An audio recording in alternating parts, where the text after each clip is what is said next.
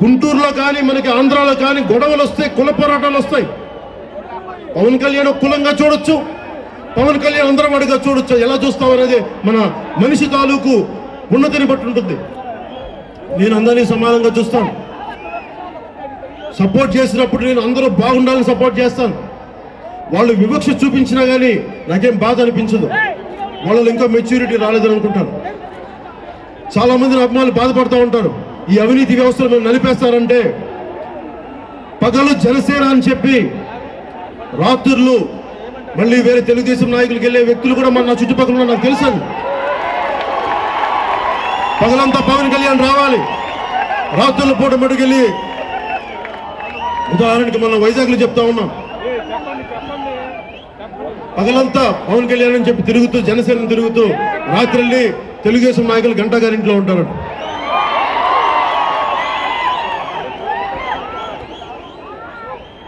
నాకు అనిపిస్తుంది అందరి భయం. పొద్దున ఎవరు మెసేజ్ పంపించారు, అన్న మిమ్మల్ని నిలదొక్కుని ఎవరు వీళ్ళు నలిపేస్తారంటే పవన్ కళ్యాణ్ తట్టుకోలేని రాజకీయాలకి, ఈ క్రూరమైన రాజకీయాలకంటే ఇదే గంటా గారిని ఉదాహరణ చెప్తాను. ఎందుకు చెప్తున్నానంటే పిఆర్పి అప్పుడు వచ్చి ఈయన కాంగ్రెస్ లో కలపమన్న వ్యక్తులు ఆయన ముఖ్యుడు. ఆ మాట విన్నాను. దానికి కులం ఎక్కడ ఉంది? అదే వ్యక్తులు మళ్ళీ తెలుగుదేశం పార్టీకి వెళ్ళి మళ్ళీ 2014 అవసరం వచ్చింది. ఆ రోజు మళ్ళీ నాకు అదే వ్యక్తి నాకు చెప్తా ఉన్నారు, అనవసరంగా కలిపేశారన్న పార్టీని. ఆ రోజున ఉంచుంటే మనకి ఈ రోజున ప్రభుత్వం వచ్చిండదు. మళ్ళీ అదే వ్యక్తి పోని మేము ఆయన తరపున ప్రచారం చేశాం భీమిలీకి. ఆయనకి ఏమాత్రం కనికరం కృతజ్ఞత ఉంది అంటే ఉందా అంటే, కాకినాడలో మీటింగ్ పెడుతుంటే ఆయన ఏదో మన టెక్నికల్ మినిస్టర్ ఒకటి విశ్వవిద్యాలయం మన యూనివర్సిటీకి సంబంధించి పర్మిషన్ ఇవ్వలేదు ఆయన మన సభకి. నేను ప్రచారం చేసి గెలవడానికి కారణం అయితే, ఆయన గెలవడానికి కారణం అయితే, అంటే ఇంత కట్ త్రోట్గా ఉంటారు మనుషులు, ఇంత నిర్దాక్షిణ్యంగా ఉంటారు మనుషులు రాజకీయాల్లో. వీళ్ళని తట్టుకోలేకుండా నేను ఉంటాను. అంత గుండె బలంలో, అంత గుండె ధైర్యం లేకుండా ఉన్నాను. బలంగా తట్టుకుంటా వీళ్ళందరినీ. మీకు ఎందుకు చెప్తున్నాను అభిమానులందరికీ అంటే, నేను ఇవన్నీ తెలుసు. నాకు చాలామంది మనకి ఇష్టం లేని నాయకులు కూడా రావచ్చు. నా మీద విపరీతమైన అభిమానంతో ఎవరు రావద్దని చెప్పకండి.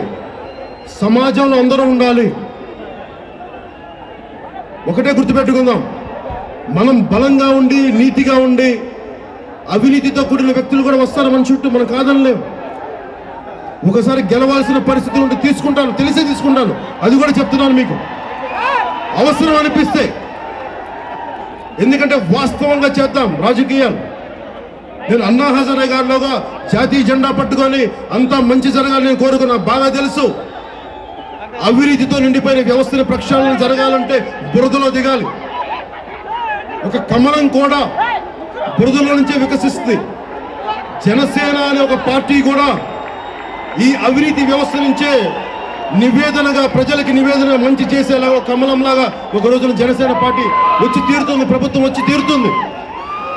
ఈ అవినీతి పనులను కూడా ఒకటే గుర్తుపెట్టుకోండి, మన సద్బుద్ధి వల్ల వాళ్ళు చెడు బుద్ధిని వదులుకుంటారా, వాళ్ళ చెడు బుద్ధి మనకంటుద్దా లేదా అనేది కాలం నిర్ణయించాలంటే నేను చాలా బలమైన వ్యక్తి, నన్ను ఎవరు మార్చలేరు. ఎన్ని కోట్లు ఇచ్చానా, ఎన్ని వేల కోట్లు నాకు ఆఫర్ చేసినా, భయపెట్టినా ఏ రోజు కూడా నేను బెసగల.